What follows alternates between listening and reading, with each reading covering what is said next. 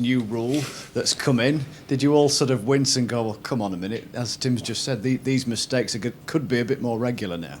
Yeah, I didn't mind the rule, because if you got a short pass, you just stepped into the box and you got a free goal kick again. But no, it's just the way it goes. The game is always trying to develop, and the way the game looks the best is as a nice attacking, free-flowing game. So, like I said, that starts on the back now. There obviously will be times when you need to squeeze in and go a bit longer. But it is like a game of chess, isn't it? A tactical game. If you're going to play out from the back, it's how the opposition stop you and potentially pinch the ball and get a chance. So it adds to the whole coaching method and all sorts that goes on these days. And as you're very aware, in the Premier League, everything gets analysed and analysed and analysed again.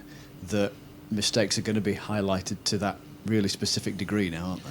Yeah, so it's tough to get over, but that's why you've got to have the belief, like I said before, if you're going to ask your players to do that, like I say, you can praise them when it comes off, when there's a really nice attractive move that leads to a goal, but as I said, it'll get scrutinised to the ninth degree if it goes wrong, but I'd say it's part and parcel of football. It's what we have to live with as footballers. And Chris has just been talking about, well, essentially mistakes at either end of the pitch for Sheffield United this year.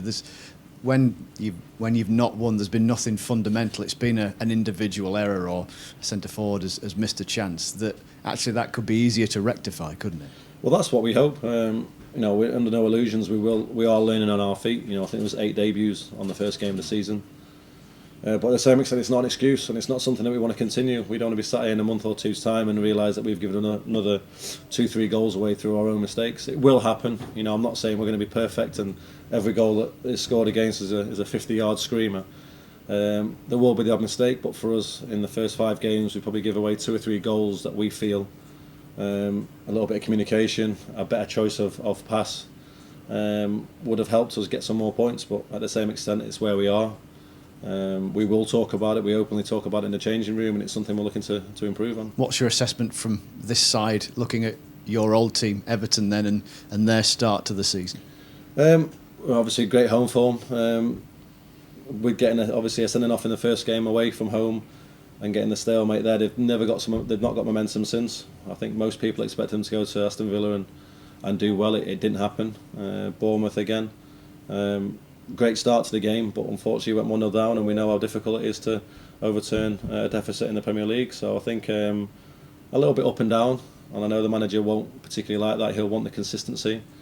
I'm sure we'll get the consistency, but yeah, again, it's if you look at the team again, it's a little bit changed again from last year. Everton don't seem to be able to have a continual starting 11, starting sort of 13 for a matter of time, but I'm sure the manager will get to that point, and the consistency levels will come. I'm going to say it's a funny thing with Everton, just finally, isn't it? You had some great results against, say, Man United at home, beat Arsenal, and yet at other times look really susceptible, and that appears to still be the case, doesn't it? Yeah, but as I said, there's probably 2 or 3 people that are coming to the starting 11, or people that are trying to get in the starting 11 that haven't been there too long, and it's a difficult job as a manager to keep putting in 3, 4, 5 new faces season upon season. So I'm sure he'll be happy when it dies down a little bit and he can pick from the same pool of players. But yeah, that's one thing they need. They've got a fantastic squad, a great coach, and obviously a fantastic stadium to play in front of. So they will get there. It's just a little bit of time, but I'm sure Evertonians are a little bit